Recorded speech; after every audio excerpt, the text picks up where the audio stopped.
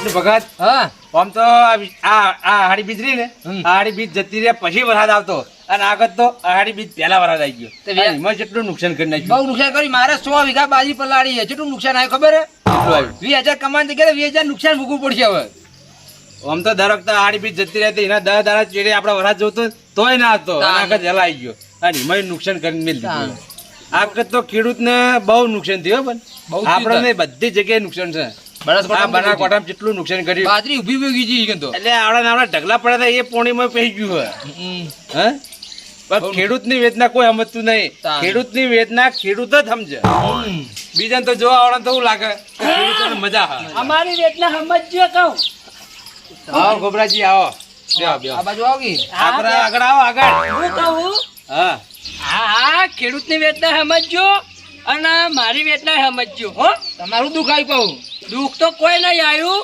હા પણ હું કહું હા મારા ઉપર જે મારા છોકરાને હકુ કરાયું ને એના રે ને મોરવેનો ફોન આવ્યો એટલે એને કીધું કે ગુબરાજી કે તું ઓઈકાર કોક કે ફોકો મારે એવો ઉભો થયો હા એટલે હું કીધું ના હોય એટલે કે આમ તો 2 દાડે ચેર જવાનું હતું પણ એને ફોનમાં કીધું કે કાલ સવારમાં જ આવી જો હકુ કરી જો ફાઇનલ પણ હારા કોમમાં ઢીલ રખાય જ નહીં હું તો કહું કાલ સવારે રાખી જ દો તે હું આ તમને કહેવા આવ્યો 2 જણ બરોબર બરાબર એટલે આપણે સવારમાં જવાનું હોય કાલ સવારે જ હા હા કોઈ નહીં રાખું કરી રાખો ને ભાઈ ઘડીએ લગન કરી જ નાખો આમાં ઢીલ રખાય જ નહીં હકુ થાય ને એના ઘરે વિવાહ આદરી ગયા ના કહો અત્યારે ભોગો મારવાળા બહુ હોય હગા જલ્દી થતા નહીં છોકરાને હા તો મારો હારા હતા ફોન આવ્યો નકર એનું પડ્યું હોય ના ના સાચી વાત છે એટલે હું સવારમાં જવાનું હા તૈયાર થઈ જાઓ યાર અમને તો કીધું પણ આપડા બધા ભજન કીધું કે નહીં કીધું હા બસ તને કહીને આવ્યો બરોબર કોઈ વાંધો નહીં કાલ સવારે અમે તૈયાર થઈ જાઓ હા હા ચોકમાં આવી બરાબર જાવ સવારમાં આવી જાજો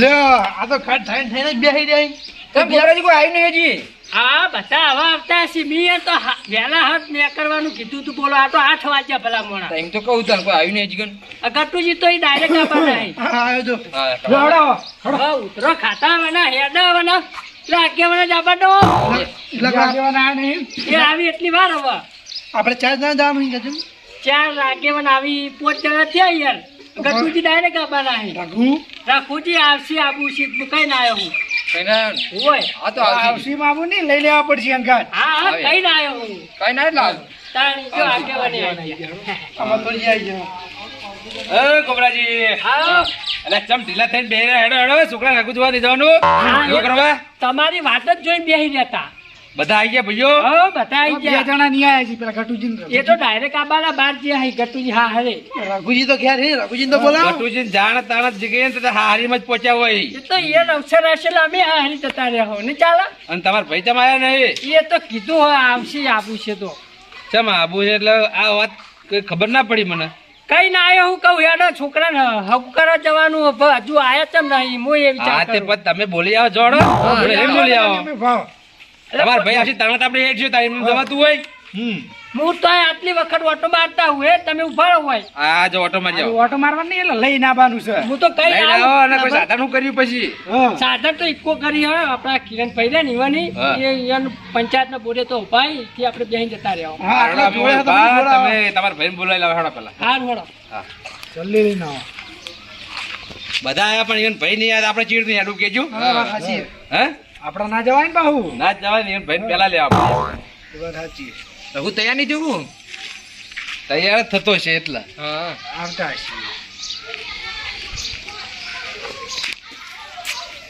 આલો અલા યાર ઈ તો યાર દોઠું બોલે યાર કેમ દોઢું બોલાય એટલે શી ખબર હવે હની રી રાખી દે મુક કઈ ના કોઈ લોહડો બધા અતારો માઈન ઉભા રહ્યા હી એટલે એમાં એવું છે કે તમે કાલ કહેવા નહીં ગયા અમને કીધું એવું નહીં કીધું અલા જો નહીં તમારું પર હલી રહી છે શી ખબર હવે તો હું ને ડાયરેક્ટ હું તમને કહેવા આવ્યો કે નતો આવ્યો એવો અહીંથી આવીને ડાયરેક્ટ હે ને ઓય ગફુરજીને કહીને એને જ કીધું હે ડાયરેક્ટ લ્યો એને ઘેર જો તો ઘેર નતો એનું ઓય આવ્યો તો હું ઓય કહી દીધું તો કાપાજી તમે એક કામ કરો તમે જઈને બોલાઈ આવો એનો જો હા પણ એને નહીં કહેવું કઈ રીતનું કહું એ નહીં હું કહું પેલા મારી વાતો બ્રો હા બોલા રઘુજી નું પેટમાં દુખાય પેલા કોત તો કરે આપણને ખબર પડે છે મને શું ખબર હવે ઈ તો હું કેમ તમારા ભાઈ તમને ના ખબર હોય હા મથુરજી હું એ કહેવા માટે બોલાવતા કોઈ આવી તો ખબર પડે ને હા. મેં કીધું એ નહીં હેડો તો આપણે ભાઈ રઘુજી તો જઈએ રઘુજી જોડે જઈએ તો આ વાતનો ફોડ થાય ને યાર હવે આપણે ઉપર વાતો કરે કોઈ મેળ આવશે નહીં. હેડો ઈવન તો હેડો. તેમ ના, કરો. ઓ બોલાયો જ. સારું. પણ હવે આટલા બોલા જાય ચો આગળ જાવ એમ તો હજી તમે એક કામ કરો જઈને તમે બોલી આવો રઘુન હા વાત સાચી છે.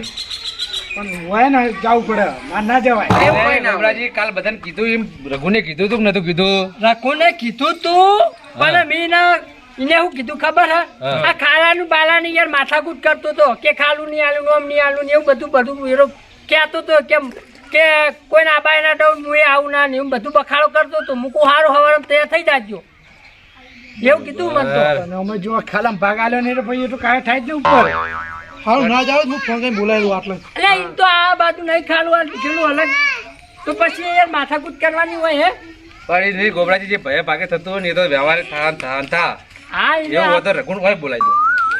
હલો અલગુજી ઘેર હતા ને આ તો આપણે મંદિરના ચોકે છે ને ગાય કોમ છે મથુરભા બોલાવે એમ કહો. આ મથુરજી બધા ઉભા છીએ ઠાકોર બધા તમે આવો ગાય આવી જ તમે ગયા હતા ને એવા પૂરું જઈને આવ્યો તો યાર તે ઘેર ગયા હો ને ઘેર એમાં ગયા હોય દોઢું બોલે ચૂ પછી ખમવા પછી ખમીએ ના કઈ વાત કરો પછી ખમવું પડે છોકરા અલ્યા પૈણા ગોબરાજી આપણે છોકરાનો અવસર લઈ બેઠા હોય તો પછી નમતું રાખવું પડશે. હા. તો હરખાઈ આવશે ભયમ.